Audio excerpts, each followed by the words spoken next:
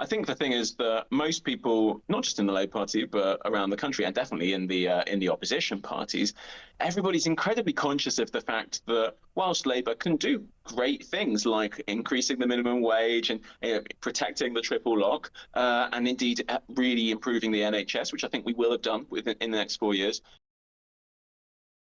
Hey everyone, welcome back to Julian Discourse. Have you ever noticed how the political establishment expects struggling British taxpayers to blindly trust their long-term plans, even when those plans are actively destroying the country? In this explosive TalkTV clash, watch Alex Phillips completely dismantle a former Labour Party official trying to spin disastrous local election results. When the Labour apologist attempts to excuse their failing green agenda and soaring taxes, Alex drops a historic reality check about Reform UK taking control. Hit subscribe and let's watch their narrative collapse in real time. In his approach to reform. Anybody who thinks that today results are because people don't like net zero is so completely off their trolley and obsessed with Twitter. I mean, it wouldn't even be worth having a conversation with them. You can be against it if you like. That's fine. You know, you've got the right to have your opinions. But every single poll from all of the polling companies that tell us how well reform's doing, they also tell us that net zero is popular in the country, that even if you look at like Labour to Conservative switchers or Tory to Reform switchers, it's even popular with them. The number of people who are upset about net zero is about the same number of people who work for the Reform Party and TalkTV. People are upset with the legacy parties, okay? I just think that's not somebody who I can trust. I mean, I'm looking at these results right now and they seem to be painting a very different picture to me. Reform 113 councillors thus far, Conservatives 47 thus far, Labour just 15 thus far. Now, you might say, well, it's because most of those elections were actually happening in Conservative-held councils, but that's because the Labour Party saw fit to cancel a lot of them. If those elections had gone ahead, we might be looking at a bit of a Labour bloodbath as well, mightn't we? Oh, I think we definitely would have seen some Labour councillors, a large number of Labour councillors lose their seat under those circumstances. I think that the reasons for cancelling those elections, not cancelling, postponing them, were like technical and actually quite sensible. But I get why people are annoyed when they're expecting an election and it doesn't happen. The key point, right, is that minimum wage has gone up. Wages are rising faster than inflation. Finally, you've protected the triple lock on pensions. That's the government making that decision. It's absolutely the right one. NHS waiting lists are finally coming down, and we've delivered 2 million NHS appointments faster than expected. That's the kind of thing that in 4 years' time actually starts to change people's votes and means that they decide to go with the Labour Party. Now, is it certain? Is it locked in? Was today a fantastic result? No, of course not. Ultimately, Labour's got to stay focusing on people's cost of living and on public services, and that is the only way that you win an election. And ultimately, people are going to look at Nigel Farage, the guy who hates the NHS, and they're going to be like, yeah, maybe we don't want him. Well, they don't seem to be saying that today. In fact, the latest from on the ground is Reform UK have just taken the final votes they need to claim control of Staffordshire County Council. So one council has now declared, and guess what? They have gone Reform. There are still more results to announce, but they now have 34 council seats on that council. They needed 32 to take. I think the thing is that most people, not just in the Labour Party, but around the country and definitely in the opposition parties, everybody's incredibly conscious of the fact that whilst Labour can do great things like increasing the minimum wage and protecting the triple lock, and indeed really improving the NHS, which I think we will have done in the next 4 years, ultimately, like, this is such a terrible geopolitical and global economic context, and whoever's in government is really, really at the whim of whatever Donald Trump and Xi Jinping does. Now, is that an excuse?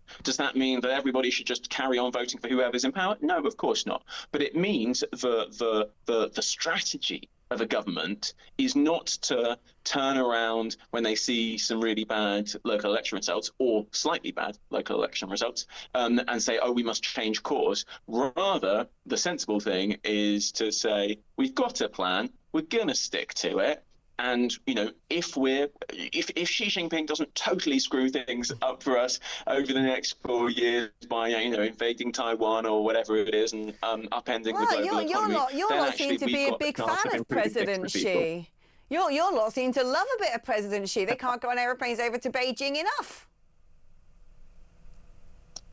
You have to be willing to have conversations with even very bad people when they're incredibly powerful. That's always been the case, I'm afraid to say. We're not a global power of the level of Beijing or Washington, and so we don't get the choice about whether we have conversations with these people. I want a government that's pragmatic and is willing to have conversations with the most powerful people in the country. It's very sensible. Talking about pragmatism and people who are mates of President Xi, certainly if Miliband's needed a bit of a helping hand from China to get all of the green stuff for his net zero project.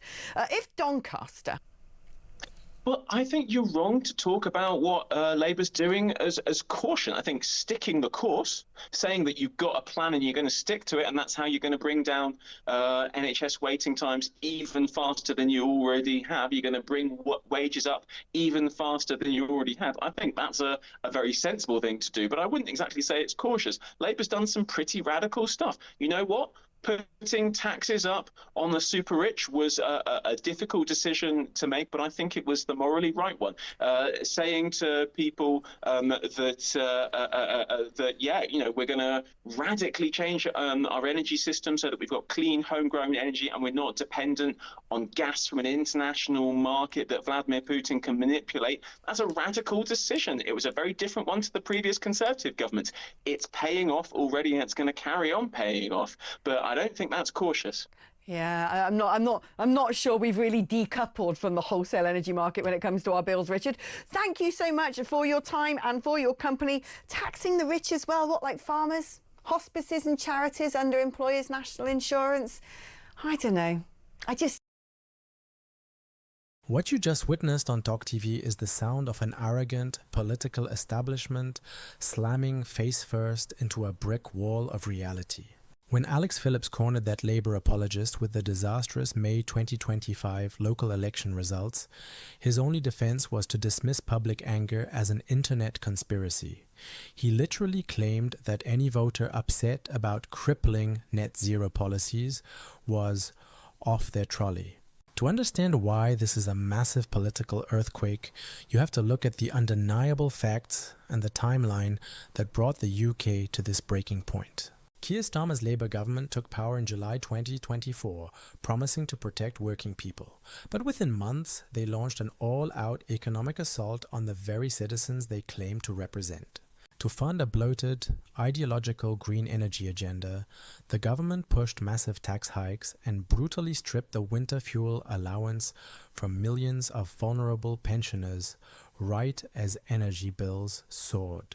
The political elite thought the working class would just quietly absorb the pain. They were wrong. The May 2025 local elections proved to be a catastrophic reckoning for the legacy parties. While Labour hemorrhaged seats across the country, Nigel Farage's Reform UK completely bypassed the Westminster media filter. Reform didn't just win protest votes. They took absolute control of Staffordshire County Council and shattered the red wall by winning historic council seats in safe Labour strongholds like Runcorn. Think about the shifting power dynamics at play here. For decades, the establishment parties have relied on fear, telling voters they had to tactically vote for the lesser of two evils. But the working class has finally realized that when it comes to the managed decline of their country, both legacy parties demand the exact same things: higher taxes, broken borders, and net zero poverty. The political class despises you because you're finally holding them accountable. Thank you for watching Julian Discourse. If you refuse to let the establishment gaslight you into managed decline, hit that subscribe button, leave a like, and I'll see you next time.